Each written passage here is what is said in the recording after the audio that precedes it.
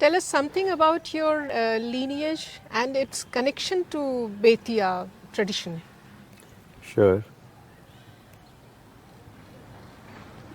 I should say that our lineage is connected to Senia Gharana. Shiv Dayal Mishra ji, who was a great musician, in the latter half of 18th century, he was in Nepal Darbar. Okay. And he traveled down to Betia during this period. Actually, what happened in Nepal Darbar, Karim Sen ji of Senia Gharana was there as a court musician. And Shiv Dayal ji had the great fortune of having his training from Karim Sen ji. About Karim Sen ji, I can put it this way, that he was a descendant of Surat Sen ji, one of the illustrious sons of Tansen. So he was carrying on this lineage, and musically he got connected with the Tansen's daughter Saraswati's lineage. Saraswati. Saraswati Deviji's lineage. And through Sadarang and Adarang, Inchabaras Khan or Anchabaras Khan was a disciple, principal disciple of Sadarang ji. He was also in Muhammad Shah's court, Muhammad Shah Rangile, where Sadarang ji was there. And Anchabaras Khan Sahab had taught Karim Sen ji. Okay. Actually, there are three lineages which are blended together in Karim Sen ji's style of singing. Style of singing, or you can say even in the family, as you can imagine. At that, in those days, it used to be like that. And Shiv Dayal ji was the principal disciple of Karim Sen ji. As I said, in the latter half of 18th century, he came to the court of Betia, and he was imparting training to the great illustrious king brothers, Anand Kishore ji, Maharaj Anand Kishore Singha and Maharaj Naval Kishore Singha. And tracing this, I can say that Shiv Dayal ji, in the 19th century, I would say, he moved to Banaras, these Mishras.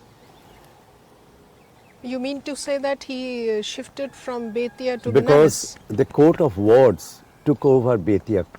Shiv Dayal ji stayed in Betia court for a long time, taught these two Maharajas, and for about 100 years, this became so rich that they had a number of compositions between these two brothers, and it became the Betia lineage or Betia tradition became very rich.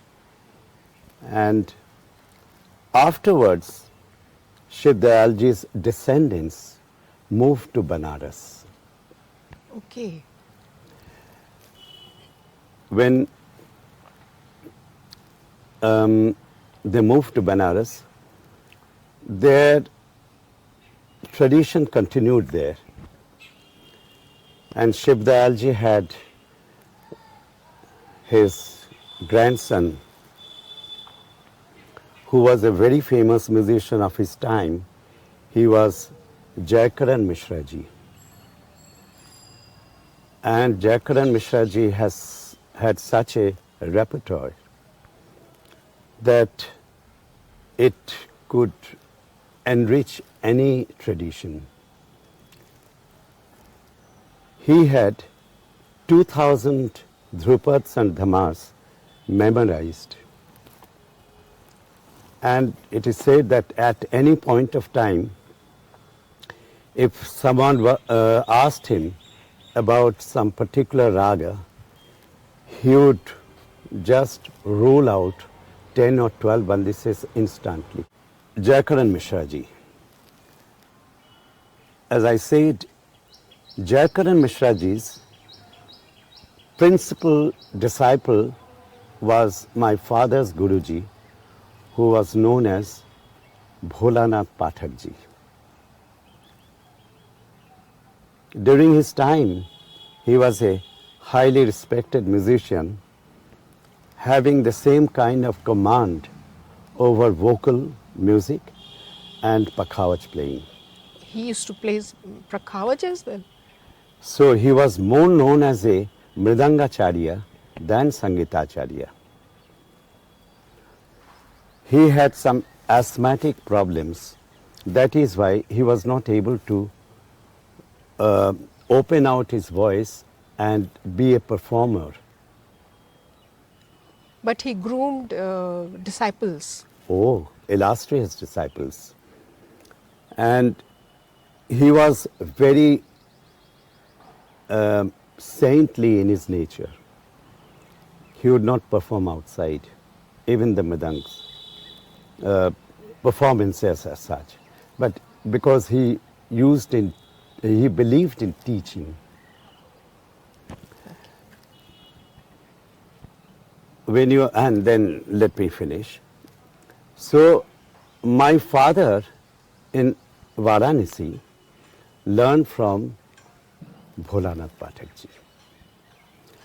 And that is why in our, my father heard the greatest mridang players of his time, and we have some remarkable I would say bowls or parans. My father noted down. And Bholanath Pathak ji's principal disciples were such that Manduji Mridangacharya, who was the Mukhya of Gopal Mandir, then his disciples Bithal Das Gujarati ji, then there were other pakhavaj players like Manduji's principal disciple, who was known as Amarnath Mishra ji, who was the Mahanta of Sankat Mochan. Wonderful. So it has a very great, I would say, place, as well as vocal music and pakhavaj. Pakhavaj, both. Mridang playing is concerned. They are concerned.